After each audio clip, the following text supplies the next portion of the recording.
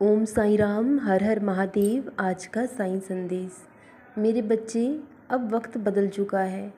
अब आपके जीवन में बदलाव शुरू हो गया है।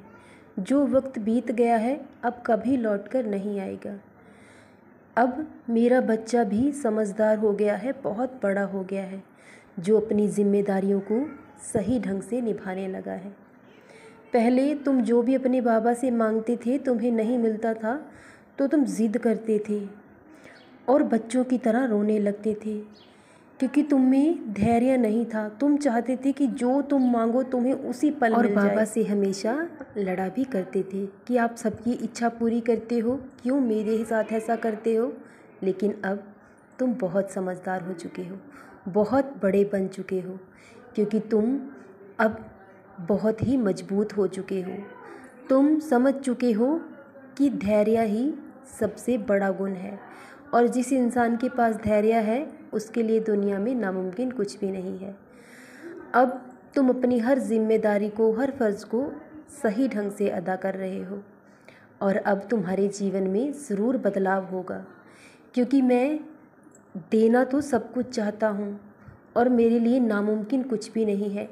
एक पल में ही तुम्हारे पूरे जीवन को बदल सकता हूँ, लेकिन मैं ऐसा नहीं कर सकता। पहले मुझे अपने बच्चे को इस योग्य बनाना पड़ता है कि जो कुछ वो मुझसे मांगता है वो उसे संभाल सके, उसकी कदर कर सके, उसकी अहमियत को समझ पाए। तब कहीं मैं तुम्हारी इच्छा पूरी करूं। मैं देता सब कुछ हूँ, लेकिन सही समय आने पर।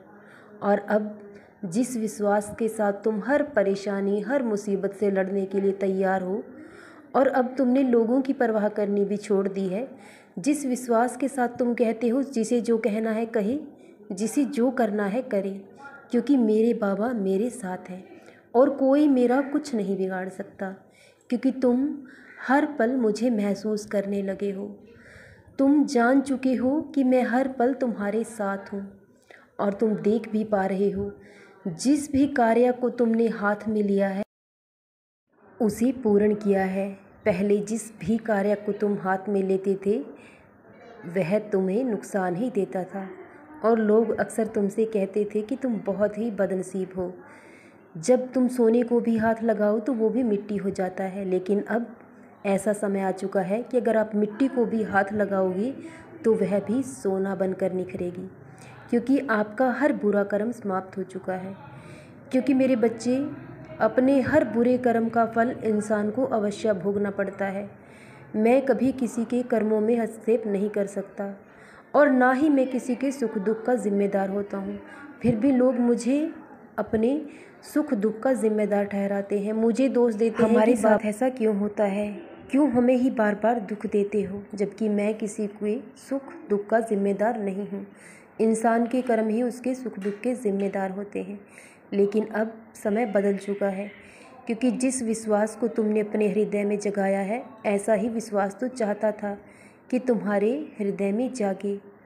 अब तुम बड़ी से बड़ी मुसीबत परेशानी से भी नहीं डरते हो, और जिस विश्वास के साथ तुम कहते हो कि मेरे बाबा मेरे साथ हैं, सब कुछ संभाल लेंगे, और सब कुछ तुम देख भी पा रहे हो।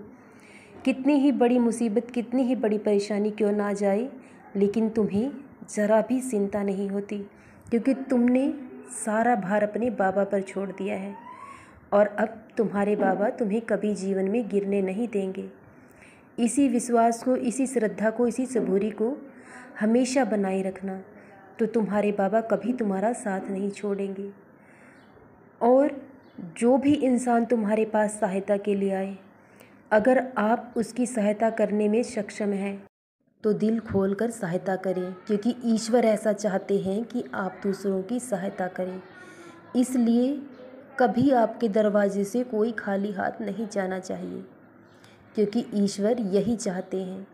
अगर आप हमेशा दूसरों की सहायता करेंगे तो ईश्वर आपको बिना मांगे ही सब कुछ देंगे, क्योंकि दान का हमारे जीवन में सबसे ज़्यादा महत्व है। जितना दोगे उससे कहीं गुना ज़्यादा तुम्हें लौटाया जाएगा। सदा खुश रहें, सदा जपते रहें। ओम साईं राम, हर हर महादेव।